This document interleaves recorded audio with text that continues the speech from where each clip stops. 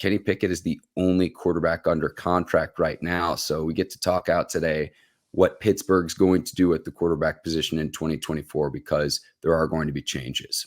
Man, shout out to Wendy Mitch for wearing the black and gold, coming in, giving us all his services. But, that's just the business side of it, Mark, and it's way above my pay grade. But Money Mitch came in, did what he had to do. Respectfully, Pittsburgh doing what they had to do, letting him go early so he can go out and see what's out there. So,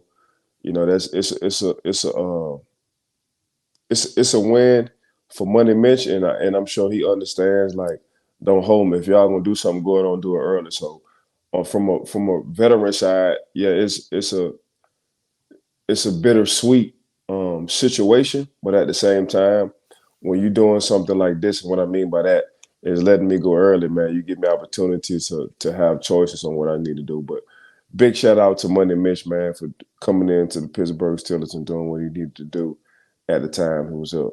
Yeah, and I was trying to figure out why the Steelers granted him a contract extension. He went 2-1 in relief of an injured Kenny Pickett a season ago.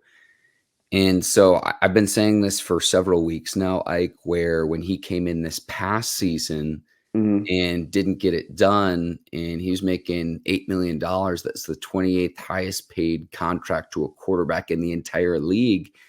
When you're not getting that premium performance from a backup and you're paying for that, you don't want $8 million at the quarterback position sitting on the bench holding a clipboard. So when that didn't happen, and then Mason Rudolph came in and lit it up, coming back on a league minimum this past season, it makes sense what the Steelers did with this decision. Now, I think what Pittsburgh tries to do is, okay, the money that they're allocating to Trubisky, maybe you try to offer that to Mason Rudolph, but Mason Rudolph, I don't know what to make of these reports that I see right now, Ike, where they say, oh, well, he wants a change of scenery, if that's just a negotiating tactic. But I would imagine that Pittsburgh will try to bring Rudolph back, considering how he played in the 3 regular season games to close the season and then in the playoff game. The locker room level, his teammates level, what he did for that span towards the end of the season last year, pushing into the playoffs, you gotta love him. But at the same time, that's above my pay grade. So the front office and the coaching staff, man, they got to check the temperature on that. But as far as like Mason Rudolph, he'd earned himself some money. Wherever he get his money, wherever team he's going to be at over the span towards the end of the season for the Pittsburgh Steelers. Like, Mason came in and he did probably more than what people expected. And for sure, kept him on fire. Went into Seattle, caught fire. Honestly, just putting the Pittsburgh Steelers stamp of approval on what they thought offense should look like when Mason got his opportunity. I think everybody got excited. After the first game, Mason just kind of took off Cincinnati. He just took off, not Cincinnati. Was it the Ravens? Let me pull this up by the schedule. When he came in the last 4 games, it was after the Colts game. He started against Cincinnati, Seattle, and then Baltimore to close the season. Yeah, Cincinnati, he took off on it. Baltimore had rested their starters. Mason still did what he needed to do. And went to Seattle, the hostile environment. Both of them had to win. Both of them had to win a game to put themselves in position for the playoffs.